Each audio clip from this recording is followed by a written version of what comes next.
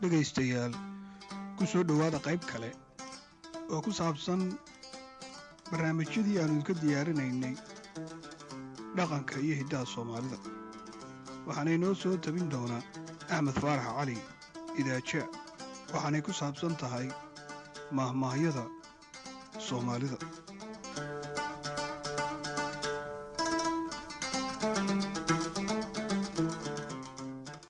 mahmaahda oo lagu tiriyo qaybaha suugaanta middood waxay ku timaadaa erayo kooban oo murtida ay ku hulban yihiin darteed loogu xisho loona adeegsado. dadka kolba ruuxii adeegsanaya waxay xusuustiisa ku soo dhacdaa duruufihii ay ku dhalatay kuwa u egi kolkii ay isaga ama qof kale oo markaas la hadal hayo la soo gudboonaadaan. dood iyo dacwad haddii ay tahay, waano iyo waxusheeg haddii ay tahay, xodxodo iyo xaal dhallinyaro haddii ay tahayba, ruuxa Soomaaliyeed wuxuu mahmaahda u soo qaataa inuu hadalkiisa ku culaysiyo. waxaa hubaal ah kalsooni door ah inay Soomaalidu ku qabaan run ahaanshaha mahmaahdooda. taasna waxaa kuu muujinaysa mahmaahda caanka ah ee tiraahda Soomaalidu been waa sheegtaa, beense ma mahmaahdo. kullu sidaan soo sheegay, mahmaahdu waa erayo kooban oo murtidooda loogu xisho. waxay xambaarsan tahay lagana dheehan karaa kasmada iyo waayo aragnimada bulshada ay ka dhex curatay ee ay afkeeda ku sheegan tahay. dhab waxay u muujisaa ummadda ay kolba ku dhex dhalato hiddaheeda iyo qaabka nolosheeda. hadday sida Soomaalida xoolo raacato u badan tahay, beerrey hadday tahay, hadday bad ku nool iyo jilaabata tahay, hadday reer magaal tahay, hadday reer miyi tahay iyo ilbaxeedu heerka uu gaarsiisan yahay. awrba awrka ka horreeya saanqaadkiisa ayuu leeyahay. kolkaad maqasho waxaa kuu baxaya inay tahay maahmaah degaan reer miyi ku dhalatay, marba hadday awr iyo isku xidhiirinteed ka hadlayso. ninuu aqalkiisu quraarada ka samaysan yahay dhagax tuurtuur uma eka waxaa iska caddaana maahmaah reer magaal inay tahay. maxaa yeelay aqal quraarada lagu dhiso magaalo unbaa u aana ah. sidoo kale mahmaahda tiraahda baddhacmaluu ku hurdaa, waxaad garan kartaa bulshadii ay ku dhex dhalatay inay ahayd jilaabato dhaqaalaheedu uu badda ku xidhan yahay, waxa ku dhex qarsoonna ku xisaabtanta. waxay mahmaahdu in badan nooga iftiimin karaysaa ummadda ay kolba ka soo jeedo dabeecadaha kuwa la fiican iyo kuwa ay darrowdo. waa tilmaamaha qofkii laga helo ay ku maamuusto, kii laga waayana ay ku ceebayso. markaad maqasho geesi dharab kuma jiro oo aad haddana maqasho geesi alla ma xidho, ayaad garanaysaa bulshadii hore ee Soomaaliyeed inay geesinimada tilmaan wacan u tiqiinay, geesiguna uu dhexdeeda maamuus dheeraad ah ku lahaa. dhinaca kale, mahmaahda ayaa loogu irkan karaa garashada xidhiirka iyo habdhaqanka ummad hebla qaybaheeda kala duwan ka dhexeeya, sida uu raggeedu dumarka u arko, dumarkeeduna uu ragga u arko, culimmadu siday caamada u aragto, caamaduna ay culimmada u aragto, dhallinyaraduna siday waayeelka u aragto, waayeelkuna uu dhallinyarada u arko, habka ay tahay inuu waalidku warasada ula dhaqmo iyo sidoo kale sida ay tahay warasadu inay waalidka ula dhaqanto. dhankii aad ka eegtaba, mahmaahdu waa kitaab idil oo si hagar la'aana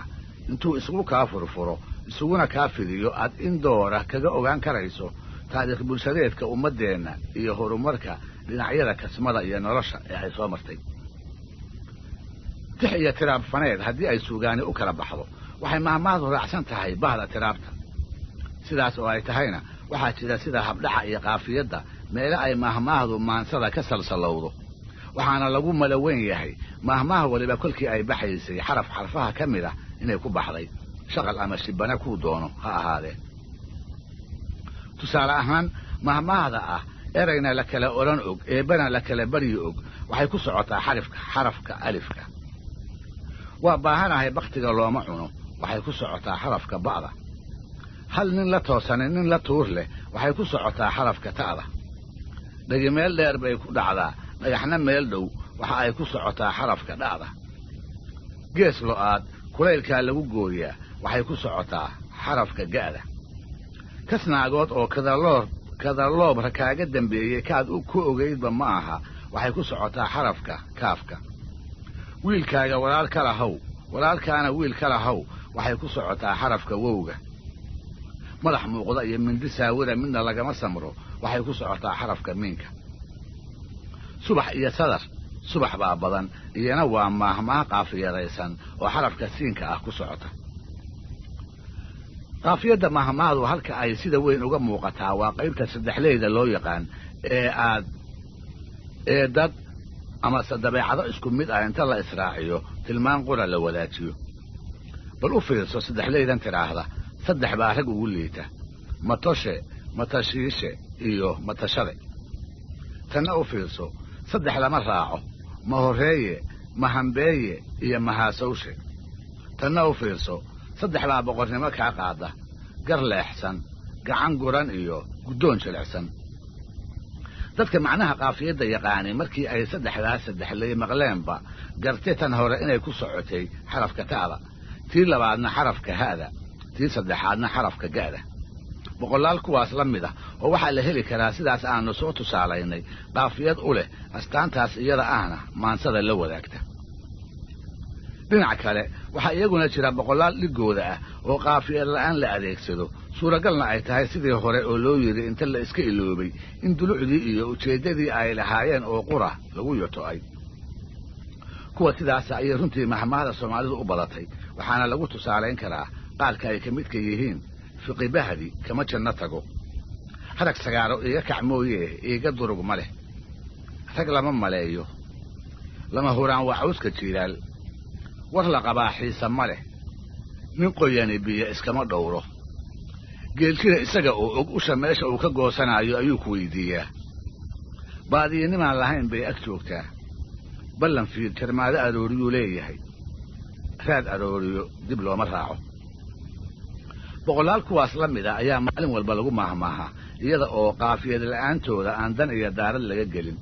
taasina waxay ku tusinaysaa deelqaafka aysan soomaalidu maansada ugu dulqaadan karin inay mahmaahda ugu dulqaadato waana sababta ay bahda tiraabta ugu tirsan tahay kolka qaybaha suugaanta bahbah la isu raaciyo dhegaystayaal barnaamijkii fanka iyo suugaantu maanta halkaa ha inoo joogo dhegaystayaal tanina waa qayb afaraad oo ka tirsan taxanaha maansada soomaalida sidii aan barnaamijyadii kan ka horreeyey ku tusaaleeyey mahmaahdu markeeda hore waa murti uu qof ku tiraabay oo waayo aragnimada uu nolosha ka helay iyo garaadka dheeraadka ah ee uu eebba siiyey ay ka soo ifbixiyeen xilliga uu isagu nool yahay dadka nool ayaa dabadeed inta jeclaysta ku dhega kuna adeegta iyaga oo sheekadii ay ku timid iyo curiyahaba yaqaan mar walbana magaciisa ku laraya muddo kolkii la joogo ayaa magaca curiyaha la iska iloobaa marar badanna ninkii yidhi sidii uu u yidhi ayaa wax laga beddelaa oo murtidii ay xambaarsanayd uun inta lagu mintido lagu maahmaaha magaca curiyaha in la halmaamo ha u badnaatee waxaa haddana jira maahmaaho aan tiro yarayn oo sheekooyinkii ay ku dhasheen weli ay bulshada soomaalidu si wacan u xusuusan tahay kuwa caynkaasa inta aan lagu mahmaahin ayaa laga horraysiiyaa sheekooyinkii ay ku dhasheen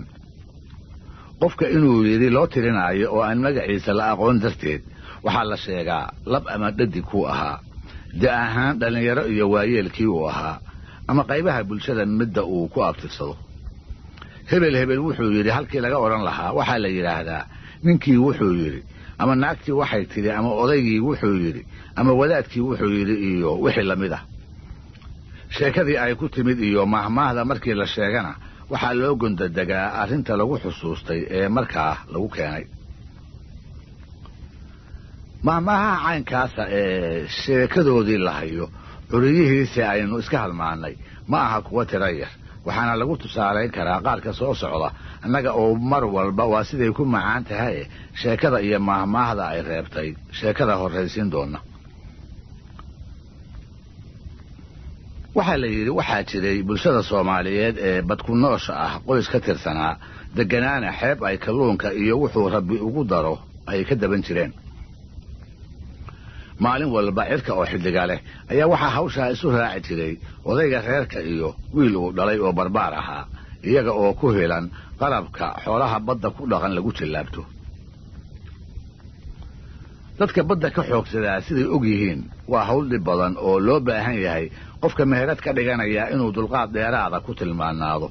waxaa suuragal ah maalin idil iyo ka badanba shabaagtii aad tuuratay inaan waxba kuugu dhicin dabadeedna adiga oo gacmo maran la duluglaynaya aad fiidkii gurigaaga ku soo noqoto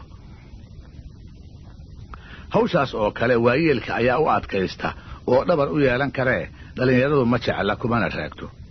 sidaa darteed inankii barbaarka ahaa wuxuu aabbihii la kal lahaba waagii dambe ayuu baddii iyo kalluunkeediiba jinnigii isha caddaa ka nacbaaday galabtii dambe qararka xeebta qar ka mid ah labadoodii oo duldhakoola sugayana qalabkii ay saaka badda dhex dhigteen inay wax ugu dhacaan ayuu wiilkii su'aal aanu filayn odagii ku soo tuuray wuxuu yidhi aabbow aakhiro shabaag ma la dhiganaya odagiina intuu dulucda su'aasha gartay ayuu ugu jawaabay maandhow ninna maan la'aan meel uma fadhiyo taasoo noqotay maahmaah markii la sheegaayo lagu bilaabo odagii wuxuu yidhi dhallinyaradana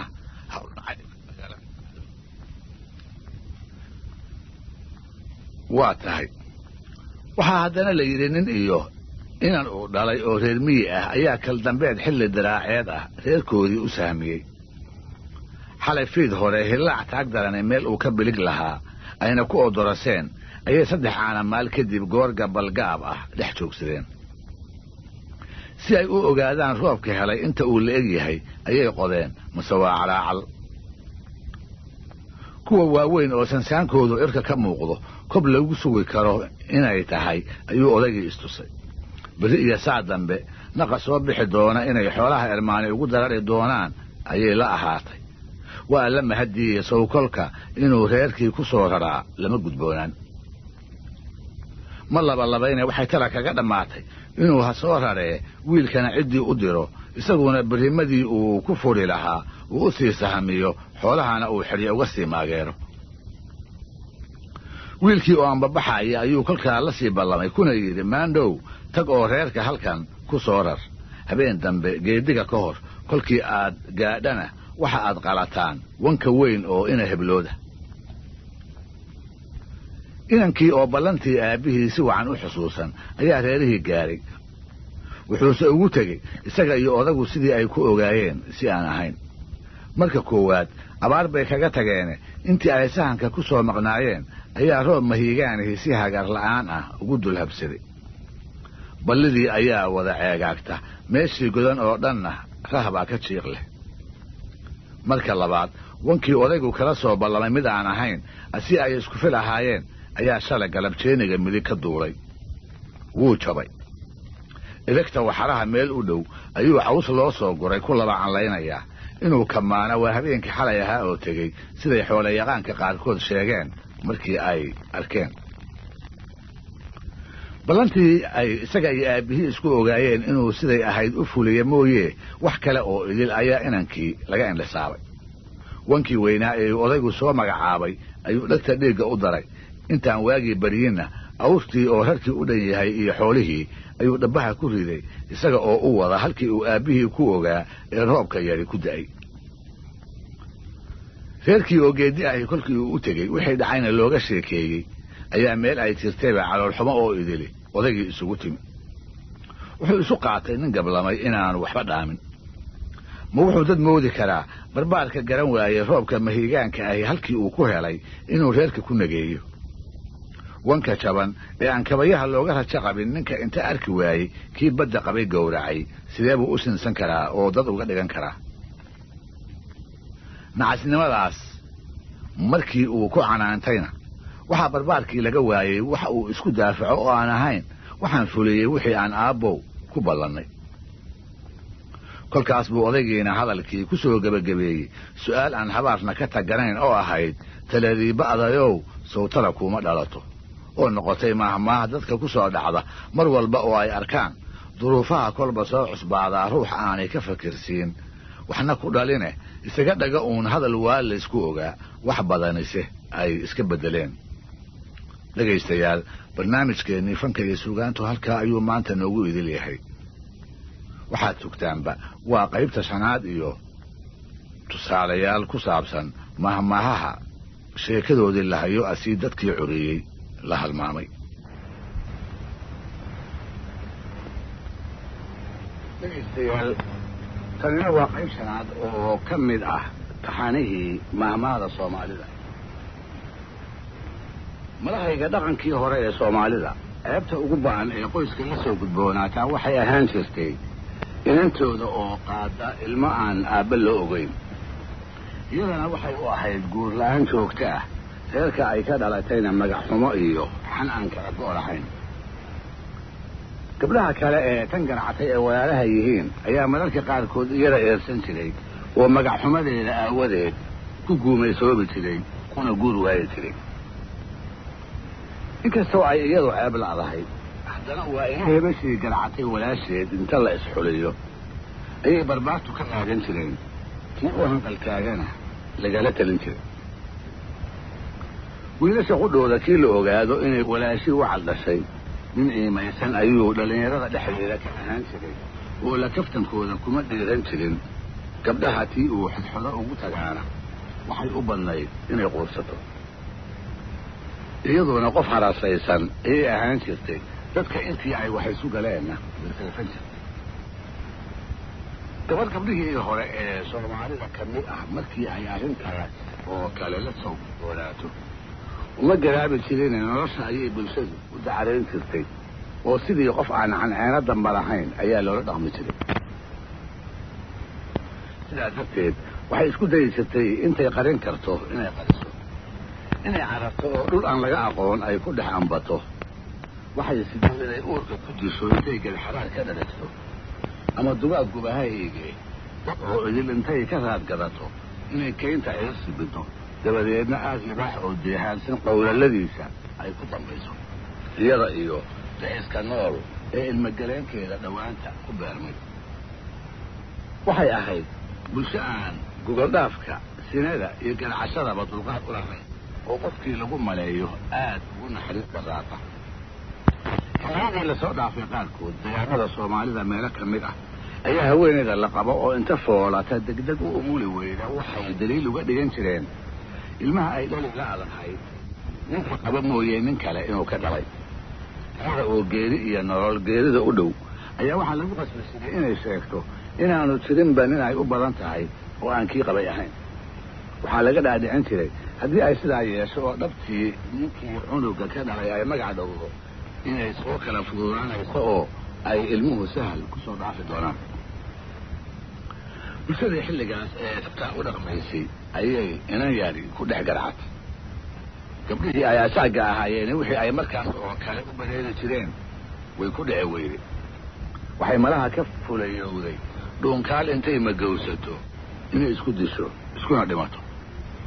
waxaa ku go'aansan weyday inay nafteeda habar dugaag u hibayso. maxay yeeshay kolka? waxay ku tashatay intii ay qarin kartana inay qariso, reerahana ay sideedii hore isaga dhex joogto. tu kale oo walaasheeda korna uga weynayd ayaase gabadha waxaa ku soo kordhay hagaag u garatay. waxay la sheekaysato ee waxay xoogaantaba ugu dambaystii runtii ayay ka ogaatay. waxay u qiratay ilmo nool oo aan meher xalaala ku beermin inay uurkiisa leedahay. waxay u raacisay walaaley hay sheegin. codsigaas oo ay iina kaga jawaabtay anigu ku sheegi maayee 5 bilood iyo ku sheegin oo noqotay maamaha la xusuusta mar walba oo lala kulmo ruux ay la tahay inuu qarin karo amaba ay dadka kale u qarin karaan adan uu isagu eedeeda lahaa oo kollay gadaalka uu eelkeedu soo ifbixi doono iyada oo aan celina dabool saari karin. isla xilliyadaas aan hadal hayno dumarkii iyo raggii hore ee soomaaliyeed waxay ka dhowrsan jireen inay carabka ku dhuftaan laboodka iyo dadigoodka dareenka isu soo jiida ee jacaylka la yidhaahdaa inuu hayo amaba haleelay. si kasta ha isu rabeene dhif bay ahayd amaba maba dhici jirinba meel fagaaro ah in jacaylka hebla ama jacaylka hebel afmuggii lagu qirto. iskadaa laba ruux oo isu cusube ninka iyo haweenayda tobanka isu dhalay ayaan marna waa ku jecelahay dabdahooda la soo marin karin. ninka haddii waxaas oo kale laga maqlo sidacsane iyo leednimo ayaa lagu xaman jiray. dumarkana waxay ku cambaarayn jireen min jacayl oo bulshadaas iyada ah aan gogoldhaaf waxba uga sokayn. xataa maansiyahanadeenii raacatada ahaa kuma dhiiran jirin inay hiddaha ka bayraan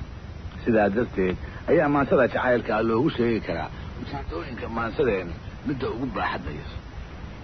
waxay kala lahaayeen jacayl dhaba wax ku alaladay maansadoodana aan kala xishoonin waa raago ugaas iyo weerar bulxan oo looga tegay gabayo qurux badan oo haddii aanay ka sarrayn la garab dhigi karo maansada caalamiga ah ee dareenka jacaylka lagaga hadlay xilligaas isaga ah ayaa isxidxidasho dheer kadib waxaa la isa siiyey inan meherkoodii iyo aqalgalkoodii oo biyogu ku mudaysan ayaa inankii waxaa lagu daray cod dhallinyaro badan ka kooban oo gudab hore reere ka hayay lagu duuliyey dhiig iyo geelba waa u duuleene rabbigarabkoodii ayuu ka baxay inta laga dignayn helay ayaa wax la dilay wax la dhaawacay iyo wax la baqay eryey laga dhigay fiiggii jabkaas ka nabad galay qaar ka mid ah oo goor galabgaab ah reerihii yimi kolkii la waraystayna waxay tiriyeen raggii laga dilay waxayna ku dareen bila ka hor barbaarkii gabadha la siiyey kuga dhowna la aqalgeli lahaa gabadhiina geedida barbaarkeeda markay maqashay ayay ishayn kari weyday dareenkeedii dhabta ahaa ayay qarin kari weyday ilmadiibaa iyada oo aan is ogeyn indhaheeda ka soo burqatay markii dambena yaan lagula yaabin intay malaha istiri ayay aqalkii hooyaday dalaq tiri oo boohin iyo baroor aflabadii yaadha aabbaheed oo meelaha ka dhowaa ayaa inta u galay weydiiyey waxa ay la barooranayso iyada oo welihii qib leh ayay sababta runta ah ilama sheegi kartee waxay tidhi aabbow orgigii inay heblood ahaa soo shalay dawaaca ma cunin dhegaystayaal tani waa qaybtii lixaad taxanihii mahmaada soomaalida waxayna ku saabsan tahay mahmaada qaarka la garanayo sheekadii ay ku soo baxday ha yeeshee aan la aqoon ciddii laga maqlay markii ugu horraysay ama tegey labada qof ee qoys kasta tiirdhexaadka u ahi waa aabbaha iyo hooyada waxaan haddaba cidna ka qarsoonayn inay jiraan howlo uu mid waliba gaar u leeyahay oo weynbaweyna u fududeeyey markii uu abuurka aadanaha guddoonsaday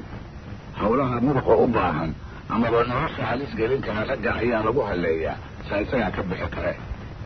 haweenkuna dhinacooda waxa ay ku taagan yihiin howlaha hoose ee reerka oo inkastoo aanay muruq badan u baahnayn halis badanina ugu sugnayn aan iyaga mooye cid kale oo u beerdhigi kartaa jirin markaa sidaas leeyahay waxaan maskaxda ku hayaa qoyska soomaaliyeed gaar ahaan kii reer miyiga ahaa ee sayga iyo afada ay howluhu sida caddaanka ah ugu qaybsanayeen haweenayda howlaha hoose ee reerka kuwa aan loogu tegin waxaa ka mid ah korinta carruurta waa hawl dhib badan raggana waxaa ka garaabi kara oo keliya ninkii intay afadiisa u muraacday isaga iyo kii ama tii ay dhashay ay ismuteen rajaha koriyey aabbuhu waa kaaliyahune hooyo unbaa carruur korin kasta oo iyada oo aan huhu iyo haah toona odhan garab aan indhaha kala ahayn barbaar ka soo saari karta inkastoo ay arrinay sidaa tahayna waxaa jira rag soomaaliyeed oo aan taa dumarka ku tixgelin waana haysta kaalinta ay iyagu qoyska kaga jiraani inay midda dumarka ka culus tahay reerkuna uu iyaga qurax ku taagan yahay waa ragga mar walba dumarka dhaliila oo iyaga iyo carruurta xagga garaadka indhaquna ku wada eega raggii sidaas ahaa nin ku jiray oo reer miyiga soomaalida ka mid ahaa ayaa waxaa beri ka ilheshay haweenay u dhexday oo uu doqonnimo ku caayi jiray mar walba oo uu u fiirsado sida ilmaha ula dhaqmayso wiil aan weli gugriisii hore dhammaysan ayay haysataa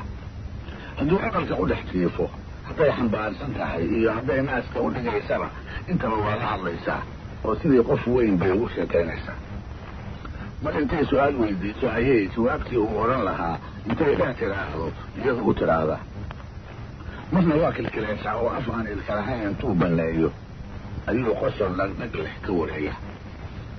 mar isaga uu hurdo intay ku foorarsato ayay uga warantaa waayaha reerkooda ama dhacdo maantaa cusub oo ay maqashay hebelow waa anigan iska hurdee waxa dhacay ma moogtahay intay ugu bilowdo ayay wixii dhacay oo teelteela af carruureed ugu sheegtaa markuu oodo way u heestaa oo jacaylka ay u hayso dhagaha ugu shubtaa in radeer iyo rag oo ka soo baxana way ugu ducaysaa markaas buu aamusaa oo sidii waxa ay leedahay qof garanaya xaggeeda u soo wada jeestaa abbaal kadibna kor iyo hoosba inta ka xasilo furdada yidhaahda ninkii iyada qabay waxaa oo yili way la siloonaayeen wuxuu rumaysnaa carruurta oo lala hadlaa carruurnimo uun inay tahay iyada oo canugga la hadlaysa markuu arkaba wuu caayi jiray wuxuuna ku tilmaami jiray dhallaamo isaasita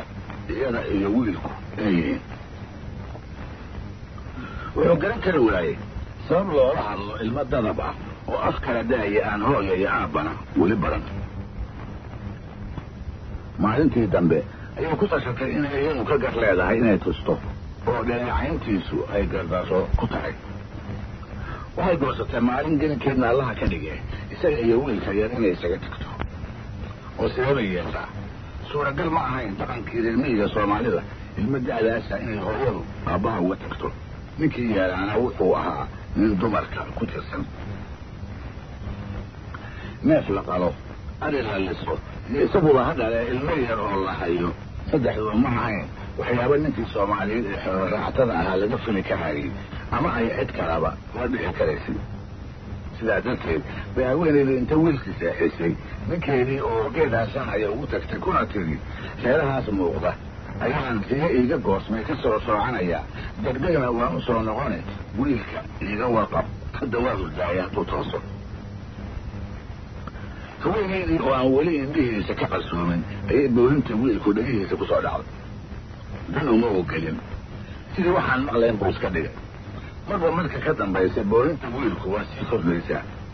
dumar iyo carruur uu u diro ayuu hareeraha ka eegay mase isaga mooyey qof kalaba carrada kama dhowaa mar kale ayuu iska dheelatiray isaga oo filaaya kolkuu daalo inuu iskiisaga aamusi doono waabase ka sii daray wuxuu isiri war waxaani wax ka badane arrimaa wiilka bahal qaniine kolkaas unbuu xagga aqalka uu ka ooyaayey u dhaqaaqay oo inta u galay halkii uu jiifay kor uga soo qaaday jilbahana si qaabdarra ah ugu dulqotumiyey waabase ka sii daray oo imaanshihii aabbe booyin buu ku sii qaaday mar wuu la sala joogsadaa mar wuu la fadhiistaa marna wuu la socsocdaa markuu si walba ku aamusan waayey ayuu isaga oo asagiisii u naqsanaya wuxuu isweydiiyey war wuxuu sideebay qofkan u hayn jirtay bal waa tii la hadli jirtay aan aniguna la hadlo doqonnimo baa laga war doonaayo kolkaas waa canugkii oo beerbaranay magaciisii ugu yeeray oo hooya waa soo socotaa ku yidhi haddiiba boorintii waa yaraatay markuu arkay inuu hadalku wax tarayo ayuu u dhulwaayey oo sidii hooyadii ugu humbaalayn jirtay ugu humbaaleeyey xigtihii ay ku aamusayn jirtay midoodna ugu celceliyey kolkaas buu si biiri oo agaag dhabtiisii ugu xasilay casarniida kolkay ahayd ayay haweenaydii soo noqotay oo aqalkii tallaabo aan sharqan lahayn ku soo hortoogsatay waxay maqashay ninkii ku caayi jiray oo wiilkii gabanka ahaa u sheekaynaya mar walbana sheekada dhex gelinaya weedha ah nin hayaaba hadal oo inay iyadu ka gar lahayd markhaati u ahayd noqotayna mahmaa korinta dhallaanka casar lagama maarmaana ka bixinaysa casar ayna baraya ilmaha yaryari inuu sida dadka waaweyn sheeko iyo la hadalba u baahan yahay dhegaystayaal barnaamijkii fanka iyo suugaantu maanta halkaa aynoo joogo wuu mahadsan yahay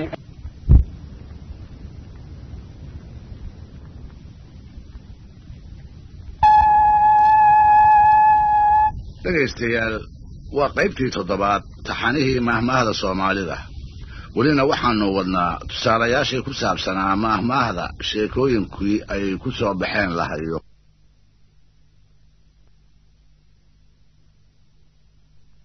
bulshada ugu filan yihiin dartood ayaa lagu weyneeyaa kuwaasoo ay ka mid yihiin barashada qur-aanka kariimka ah ka jawaabidda wixii bannaan iyo wixii xaaraan ah wacdiga iyo qeexidda sida ugu wanaagsan ee eebbe loo caabudo isu mehelinta ragga iyo dumarka isguursanaya qur-aanku akhrinta wixii buka u xirsixirka reeraha iyo xoolaha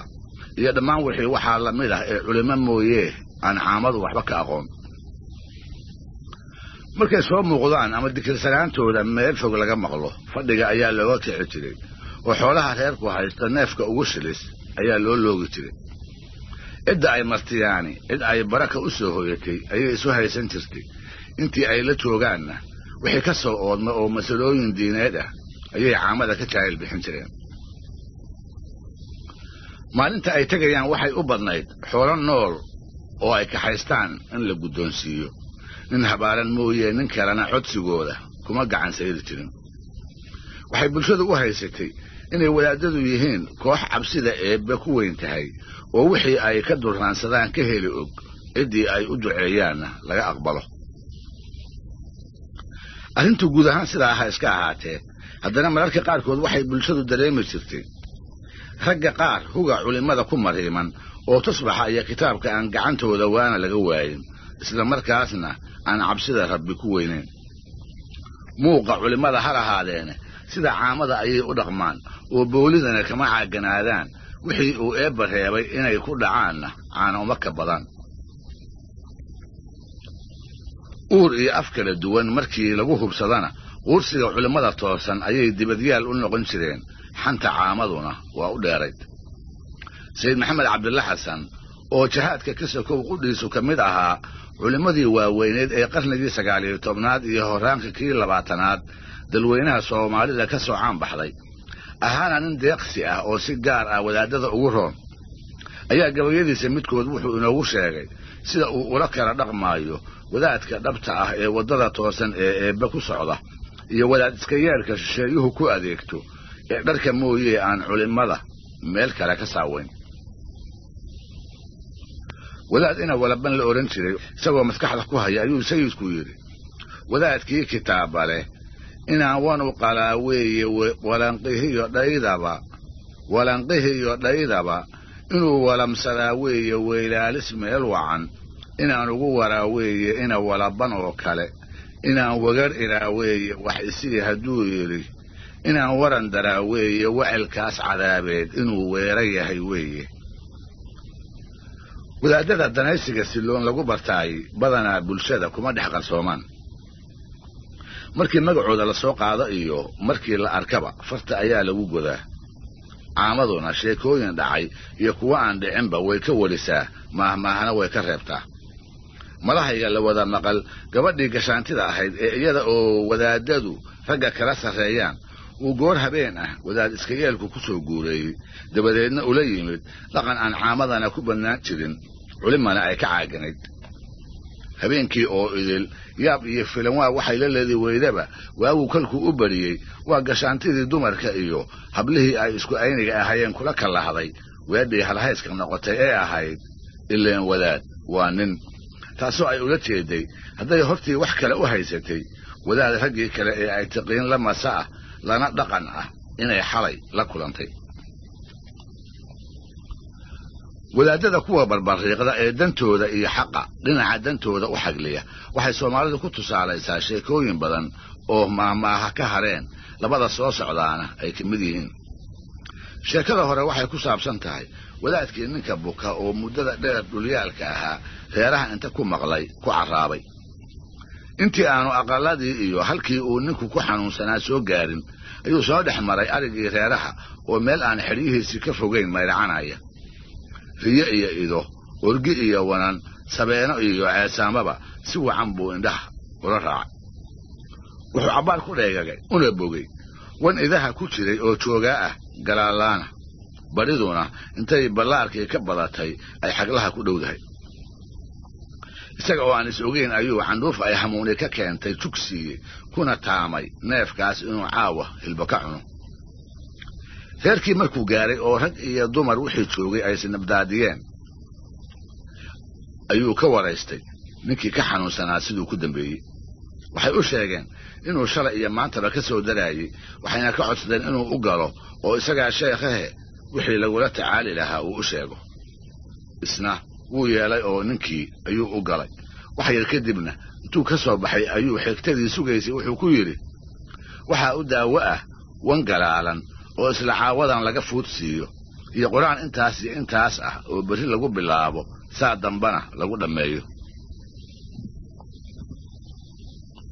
wadaadkii inta meel la fadhiisiyey oo caana loo keenay ayaa raggii nin ka mid ah arigii loo diray si wankii galaalaa ee wadaadku sheegay uu uga keeno. showwananka galaalan ee ariga ku jiraa miduun ma ahee waa badan yihiin. show kuwa waaweyn iyo kuwa aan baraar waxba dhaaminba waa leeyihiin wan yar oo galaalan oo aan ahayn kii wadaadku madaxa ku hayay ayuu ninkii la dirayna la soo ordo waana gar oo inuu wan yahay iyo inuu galaalan yahay mooye da'diisa iyo shishlaantiisa midna isba carabka kuma dhufan wadaadkii oo halkii gugasha loo dhigay weli fadhiya ayaa wankii la horgeeyey si kii loo baahnaa inuu yahay looga hubiyo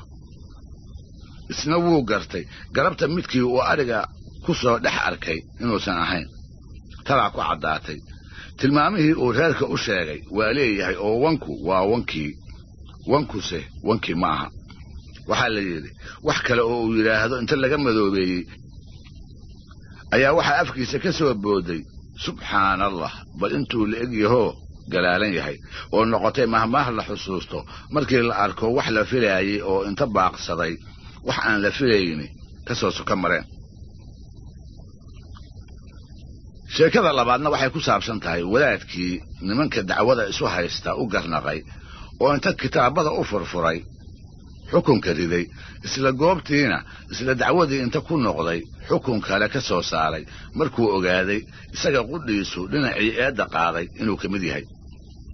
waxaa la yidhi nin baa beer tabcaday dabadeedna masago fiican ayaa uga baxday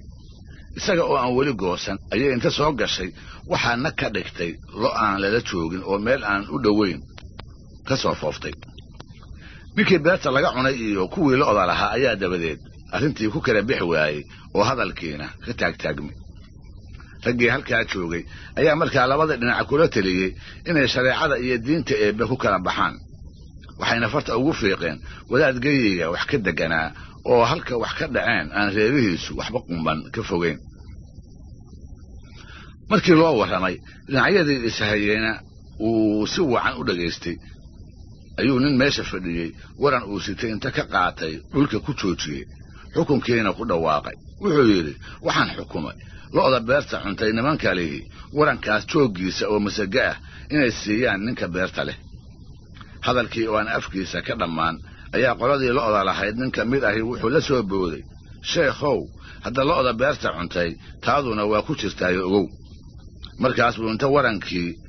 laacay dhulka jiifiyey oo xukunkiisii hore inta mid kale ka dambaysiiyey intii dhegaysanaysay wuxuu maqashiiyey la jiifiyaana bannaan oo noqotay mahmaah markii garsoor xumo la dareemo xusuusta soomaalida ku soo dhacda lagana hormariyo wadaadkii wuxuu yidhi dhegaystayaal barnaamijkii fanka iyo suugaantu maantana halkaa ha inoo joogo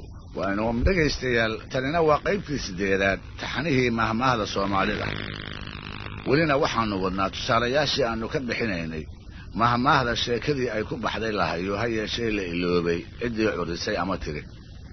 marnaba waxaan muran la gelin karin koritaanka carruurtu inuu ugu wacan yahay marka aabba iyo hooyaba ay u wada joogaan oo jacaylkooda iyo daryoolkooda diyaarka ah ay ku hoos barbaaraan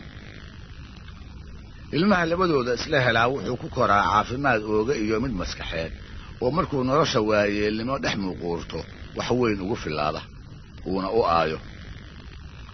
waxay u badan tahay waalidkiisa oo dhagadhani canugii ay soo wada koriyeen inuu isku kalsooni iyo geesinimo la weynaado marka la barbar dhigo kii yaraan ku agoontoobay ama ku rajoobay ama ay labada guuldarraba isu raaceen iyada oo labadooduba ay sidaa laga maarmaan u yihiin ayaan haddana aabba iyo hooyo la isgarab dhigi karin gaar ahaan heerarka hore ee koritaanka inta uu ilmuhu maraayo markuu dhasho ilaa marka uu 10 jirsanayo heerarkaas iyaga ah hooyo lala mid maaha inta badan aabba waa maqan yahay oo xoolaha iyo hawlahooda ama sadcaal ganacsi ayuu qoyska uga fogaadaa qofka canuga ka warqaba ee cudur iyo caafimaad wixii uu ku sugan yahay la socotaayo waa hooyada iyada ayaa wax siisa iyada ayaa bal inuu baahi ku seexday markuu seexdo bogga iyo beerka ka taabata iyada ayaa hadal iyo hadaaqba barta socodkana ku tacliimisa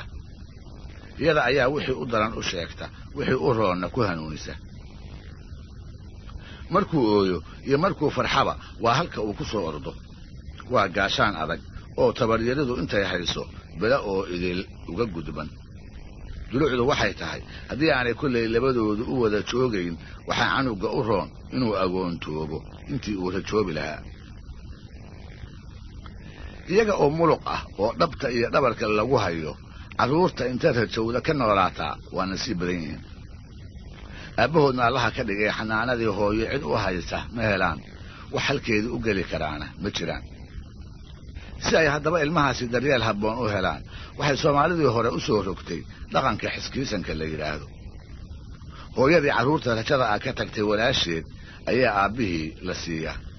si ay gabbaad ugu noqoto carruurtaas ay habaryarta u tahay, kuwa ay dhali doontana u walaal noqon doona. taasina waa haddii ay carruurtaasi nasiib leedahay oo habaryartood loo guursado.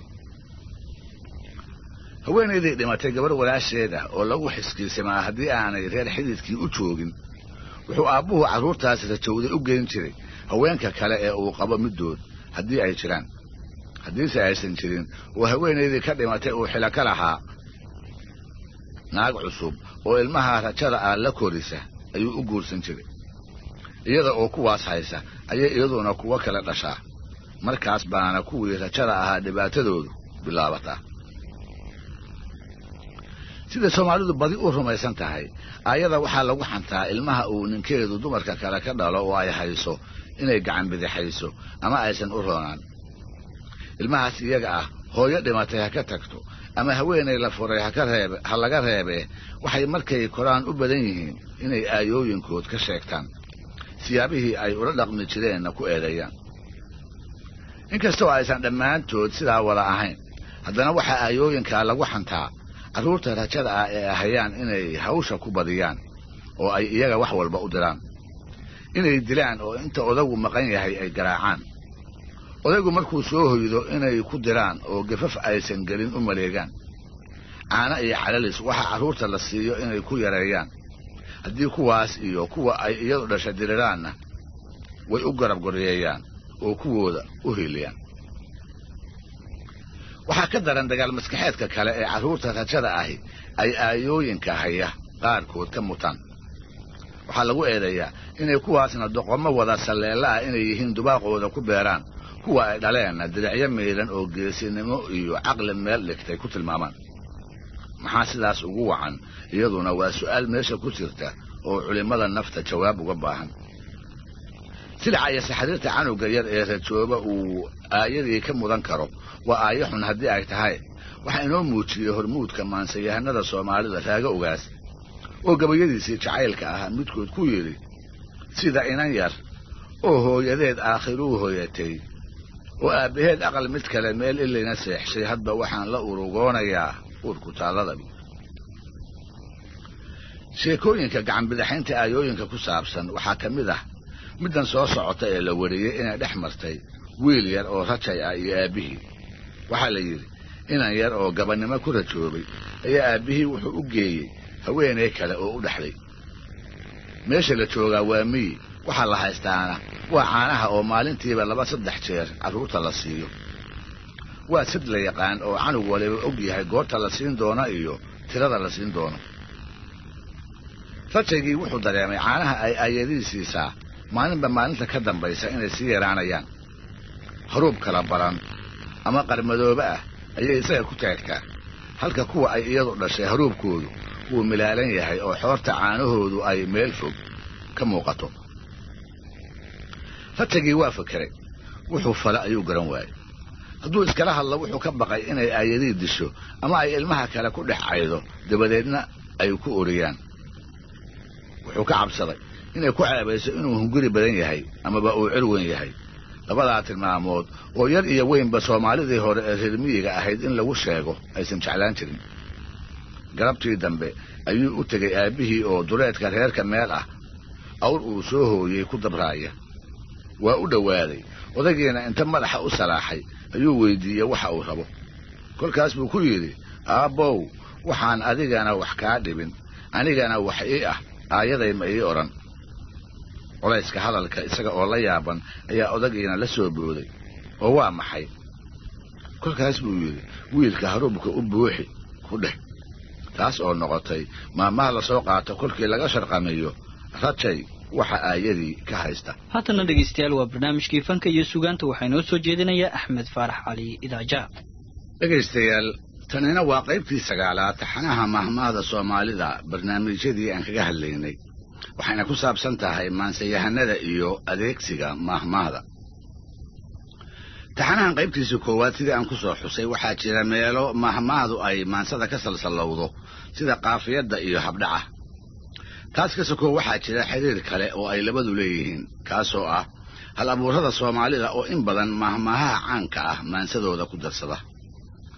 sidaynu ognahay geed joogga ama geedka hadalka doodaaga ahi wuxuu hadalkiisa ku badiyaa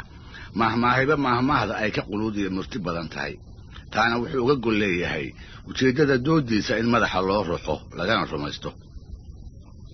tabtaas oo kale ayuu marmarka qaarkood hal abuurkuna mahmaahda u adeegsadaa isaga oo taas ka filanaya waa runtii dadka kolba maansadiisa dhagaysanaya inay yiraahdaan dabadeedna fariimihiisu ay maankooda ku xasilaan. inta badan hal abuurku mahmaahda oo sideedii taxihiisa kuma daree wuu farsameeyaa. mar wuu furfuraa oo macnihii ay xambaarsaneed ayuu ku sheegaa erayo uu leeyahay. marna gogoldhig gaaban intuu ka hormariyo ayuu iyadii oo la garanayo markhaati ka dhigtaa. sideedana waa la kala adeegsan og yahay oo gabayaaga farshaxanka ahi mahmaahda ayuu tixdiisa ku mili karaa dabadeedna aad baa loogu fiirsaday waa la kala sooci kari waayaa markaas oo waxa oo idili ay noqdaan curis uu isagu leeyahay. aanu horraysiyo mahmaahda caanka ah ee ay Soomaalidu tiraahdo doofaar ficil la'aan baa lagu cadaabaa. hase ahaatee sidii ay maansayahanada u adeegsadeen inta aan hoos ugu daadegin bal doofaarka qudhiisa aan eraya ka iraahdo. waa nafley jacdad badan ah oo muslimka iyo yahuudda maahe dadka kale uu xoolo ahaan u dhaqaalaysto. kan Soomaaliya jooga wuxuu leeyahay guud yar iyo gana waaweyn kolkuu ordaayana dabada ayuu kor lig u siiyaa.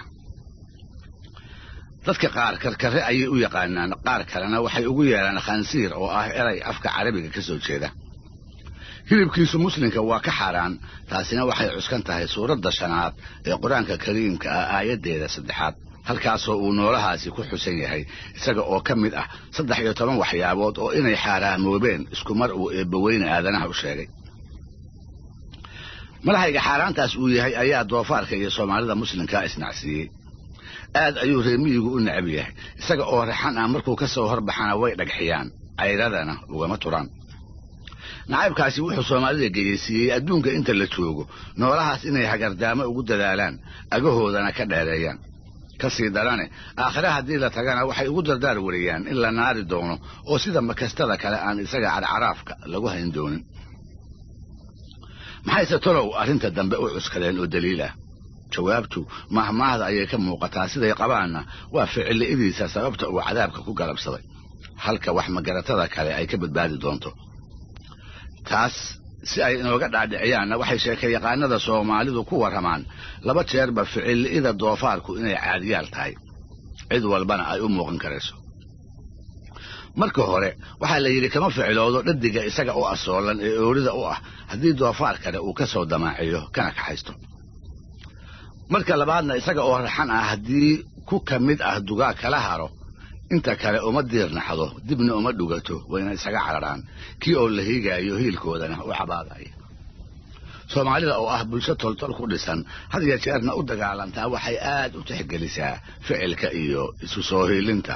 qofkii laga waayana waxay ku maleeyaan inuu dabeecad doofaar leeyahay. sidaa darteed iyaga oo macnahaas maanka ku haya ayay maansayahanada Soomaalida qaarkood mahmaahdan ugu soo darsadaan tixahooda mar walba oo keli ama koox ay cid kale ficil darro ku haraamayaan. Samatar Baxnaan oo ahaa gabayaada aadii hore si walba ugu tirsan hase ahaatee isaga oo aad u cimriyay dhawaan soo gaaray geeriyoodayna sanadkii 2000 ayaa wuxuu mahmaahda ku darsaday gabay uu u tiriyay Ismaan Baxnaan oo walaalkiisa. 2 dumar ah oo raggii qabi jiray ka dhintay ayuu Samatar iska daba guursaday isaga oo aan dumaashooda lahayn. taas oo kalena Soomaalidu waxay u taqaan dumaal dhac xeerar bayna ka leedahay. haweenkaas oo kale hadba dumaashooda ragga iska leh ayaa waxaa la siiyaa xoolo sanadsiis ah waxaana looga qaadaa isaga oo aan gar u lahayn kolba kii guursada. 2 jeerba guurtidii garta naqday waxay Samatar ku xukuntay inuu bixiyo geel ganaaxa. isna wuu yeelay dhaqan ahaanna sidaas bay dumarkii ugu xalaaloobeen waxaase jirtay inta aanu xoolahaas bixin inuu u tegay cismaan oo walaalnimada ka sokow arrimaha guurka iyo ganaaxaba ay xeer ka lahaayeen inay iska kaaliyaanna uu axdi uga yeel wuxuu ka duraantay geela lagu xukumay inuu la bixiyo taasoo markaas aanu cismaan ka garaabin ha yeeshee gugii xigay ayuu mar kale isla sheekadii ula tegey wuxuu weydiistay inuu wax ku soo celiyo isaga oo weliba abaal hore ku tirsanayay lana bixiyey geel xaal ah oo lagu xukumay jeer cismaan qudhiisu haweenay rag kale u doonanayd uu ka guursaday mooganna siduu samatar ku warramay wuxuu cismaan soo siiyey hal duq ah oo badha ah oo naasaha horaadada mooyey aan dambeeddo lagu ogayn dabac baa la odhan jiray hashii nirig bay dhashay waxaana la isu daayey iyada iyo hooyadeed oo cid kale aana uma doonan jirin maalintii dambe ayuu samatar dabac u gebiyey wixii ay ahayd ayuu ku tilmaamay ujeeddadiisa iyada way dhaafsiisanayd oo cismaan buu tixda ula dan lahaa cismaanna wuu gartay wuuna ka carooday wuxuuna kaga jawaabay tix hashii uu bixiyey ammaanteeda ka sokow uu samatar ku eedaynayo dumaaldhaca uu hiddaha ka dhigtay iyo uu hanqaltaagga dumarka aanu mutayaha u lahayn ee dhalaal walba uu u tafaxaydan yahay meerisyadii halqabsiga noqday ee tixdii cismaan ku jiray waxaa ka mid ahaa weligaa dumaalkaa fog baa duub u xirataaye dadkuna haatan waa yaaban yahay daqaqankaagiiye daniina kuuma keenine adaa doonta eelaha eg kolkaas ayuu samatarna tiriyey gabay aad u culus oo nin dallagan ay bulshadu u bixisay dhaqankiisa xagga guurka markuu daafaco ayuu walaalkii cismaan wuxuu ku haaraamayaa inuu yahay nin aan walaalnimadu waxba ugu fadhiyin in aan ficilba daarin oo dumarka uu dhaca ku helay intii uu ku garabgeli lahaa ka heelinaya rag kalena wax la doonaya wuxuu xusuustay ficilida ay soomaalidu doofaarka ku sheegto iyo mahmahdii ay ka tiri kolkaas ayuu tuducan soo socda gabaygii ku darsaday wuxuuna yidhi daaraan walaalkaa ku taal daqarka guudkiisa waa loo daboolaa inaad danaqda waa ceebe nimankaynu kala duufne baad igu diraysaaye haddaad sida darwiish iyo amxaar dila ku sheekaysay duri iguma tarin hooyaday dahashadeedii iyo doofaarna ficilkaagu waygala dambeeyaay mar kale isaga oo mahmaada doofaarka xusuusan ayuu samatar u gebiyey rag uu isku halaynayey oo goortii uu hiilkooda u baahnaa u soo gurman waayey dhibaatadii uu qabayna ku eegtay wuxuu kuwaana ku yidhi nin walaalkii dayrshay oon rag kale dibad ku sooraynin oo aan shisheeyaha dayayn uga daraanaya diintii iyo shareecaduba waa wada dulleeyeene doofaar cadaabkii waxaa loogu dalaq siiyey ay ula darseen reer fircoon darajo loo waaye oo loogu daayimay markuu diiday ficilkii dhegaystayaal barnaamijkii fanka iyo suugaantu maantana halkaa haynoo jooga waa inoo toddobaadka dambe waxayna ku saabsan tahay adeegsiga mahmaahda iyo maansayahanada toddobaadkii hore halkii ay joogtay intaan ka ambaqaado aan idhaahdo samatar baxnaan ka sokow waxaa jira maansayahano kale oo iyaguna dabuubihii ay bandhigayeen marag uga dhigtay mahmaahdii ahayd doofaar ficil la'aan baa loo cadaabaa dabadeedna tuducyada tixahooda ku googooyey raggaas waxaa ka mid a aadan yuusuf oo aadan carab loo yiqiin ahaana gabayaa weyn oo dhowaan geeriyooday isaga oo iska rogaaya eed ficil la'aan daaran oo xagga samatar ka soo gaadhay ayuu tiriyey gabay uu mahmaahdan u adeegsaday rag isaga magan u ahaa baabuur ay lahaayeen jeer la dhacay ayay ahayd markaasoo uu samatar u soo gebiyey kuna eedeeyey inuu ka baaqsaday halkii uu ka filaayey oo raggii aabiga kula tegey uu gaarigii ka soo dhicin waayey dabadeed aadan oo qaadan karila in lagu maleeyo ficil darradii uu doofaarba ku naar mutay ayaa tiriyey tix jawaab ah oo uu isku daafacayo waxaa meelisyadeeda ka mid ahaa isagaan dambaab kala samayn diga qod mooyaane doofaar hinaasiyoo markii ficilba loo diiday waxa loo diyaarshaa la yidhi dabaqa naareede marna anigu roob kuma dardhado doog iyo abaare cidna maganta kuma duudsiye waa ka diraraayb gabayaa isna khaliif sheekh maxamuud la odhan jiray oo bilowga 1980 geeriyooday ayaa ka mid ahaa hal abuurada sida farshaxanimada leh mahmaahdan markhaatiga uga dhigtay gabay dheer oo dhaliil iyo guwaababa xambaarsan ayuu u diray niman uu gurmadkooda ku tashanayay hase ahaatee u soo dhaqaaqi waayey markaas buu ficil la'aantooda iyo midda doofaarka lagu sheego inta isku maseeyey wuxuu yidhi meel daris le doofaarku waa duul walaala ah mid haddii dhulwaa dawdaboo ducaducaynaayo ummadda qaqamee kiisa kale waa durduriyaaye bahalkaa dibnaha buuran oo labada daan weyn leh digayga xalla'aantiinnu waa u daaraf dhowdahay mahmaahda doofaarka intaan halkaa ku dhaafo maan idinku celiyo ina baxnaan waa samatare maan idinku raaxeeyo mar walba maansadiisa murtidu ku shaqlan tahay dabadeedna maan farta ku fiiqo sida quruxda badan ee tixihiisa qaarkood uu ugu adeegsaday laba maahmaahood oo aad ay Soomaalidu u taqaan midda koowaad waa tii ahayd bawdiya rageed midba maalin qaawan oo ah maahmaaha ina baraysa inay dunidu meerta tahay oo jabka iyo guuldarradu aanay ninna gaar ahaan ugu xukunayn barwaaqa iyo baraare joogta ahina aanay mid kale u qorayn maanta qofka ladani bari iskuma hubi karo haatan kii laalaadana ma aha inaynu u malayno sidiisaas inuu ku waari doono sidaa darteed waxaa habboon inaan marnaba waayaha la isa siin oo kii baraare jooga uu kan tabaalaysan u gurmado dhulkana uu ka qaado murtidaas mahmaahdu xambaarsan tahay isaga oo garowsan ayuu samatar u gebiyey niman ay hilba ahaayeen oo kol isagu tabaalaysnaa iyagu barwaaqo ku sugnaa niman uu hiil iyo hooba uga baahnaa ha yeeshee aan midna ula soo ordin nafsiga intuu fadhiga ka kiciyey ayuu ugu dardaar wariyey halka uu maanta jooga inay iyaguna ku dambayn doonaan sidoo kale wuxuu ku ducaystay goor aan fogayn nimankaas oo dandarhaysana inay u soo baahdaan iyada oo markaas uu isagu ka soo kabtay dhibta hadda haysata ee ay ku fiirsanayeen gabay uu maalintaa tiriyey tuduc ka mida oo mahmaahdaas aynu ka aqoonsan karayna ayaa ahaa bawdada raggaba maalin bay dani bannaysaayeen nin barwaaqa seexdaba wad baan laga bariinayne idinkoo bukooda iyo anoo baarax nabadeeda oo aan bogsaday shuushku waa naga baxayaaye rabbi waxaan ka beegsanahayaa biligta dayreedib mahmaahda labaadi waa tii ahayd lafa maroodi iyagaa la isku jabiyaa oo loola jeedo maalinta la ishayo qofba qofkii uu xigo ayaa laga horgeeyaa si labadooda maahee ay inta kale u badbaado gabayadiisa midkood xilligii uu samatar mahmaahdan u adeegsanayey waxaa buuhoodla iyo agagaarkiisa ka aloosnayd colaad maanso oo la isku ilka beelay intooda badan hal abuuradii reer ciideedka ahaana ay ka qayb qaateen waxay ahayd horraanta sannadihii lixdanadii qarnigii dhowaanta inaga dhammaaday labada dhinacna waxaa kale hogaaminayey aadan carab iyo cumar cigaal oo midkood walba ay kooxi u sacabtumaysay samatar oo intii muddo ah aan silsiladaa wax ku darsan ayaa tiriyey tix uu dhexdhexaad isaga dhigayo ha yeeshee ay dhab u muuqatay inuu ugu hiilinayey aadan carab oo ay xigto dhow ahaayeen wuxuu ku tilmaamay inuu yahay libaax ba'an oo buuhoodla oo idin looga cararay isaga samatara mooye cid u babac dhigi kartaana aanay jirin maansayahanada ay ishayeen intuu u batiyo oo weliba biirabiiro ku wada sheego ayuu haddana kula talinayaa aarkaas hamaansaday inay naftooda kala baxsadaan oo isaga oo qura ayuunbaa u bareeri karee ay labadooda isu daayaan arrintaas gabaygii uu ka tiriyey tuduc ka mid ah oo mahmaahda lafa maroodi uu ku shaqlay ayuu ku yidhi bawdada maroodiga markay badowdu dhuuxayso ma burburiyo nabarkii kale bidixdu qaadaaye bidixida tagoogada horaa lagu budeeyaaye ogow balaba beladii xigta ayaa la isku beegayay waa tahay sanadkii 1997 dunida qaybteeda bariga dhexe loo yaqaan ayaa waxaa ka dhacday arrin lala yaabay oo jeer ay caddaatay ka hor in la rumaysnaa ay adkayd waxaan u jeedaa kacaankii dadweyne ee ka qarxay dalka Iiraan shaahii dhulka xukumi jiray kacaankii lagu xididasiibay kacaankii imaam Khomeini iyo dadweynihii taageersanaa ay duhur cad maamulkii kula wareegeen iyaga oo aan xabad qora ridin dhibic dhiig ahna u daalin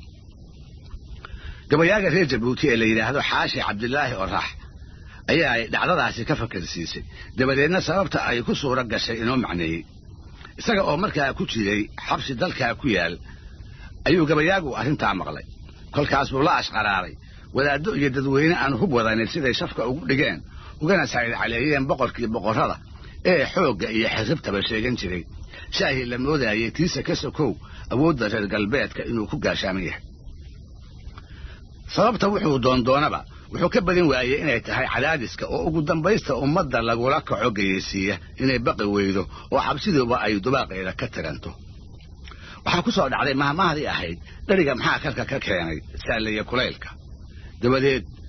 isaga oo faraxsan ayuu maalintaas waxa uu tiriyey tix ay mahmaahdaasi ka dhex muuqato oo sidaan soo sheegay la yaab ka dhacay sababtiisa uu inoogu sheegayo wuxuu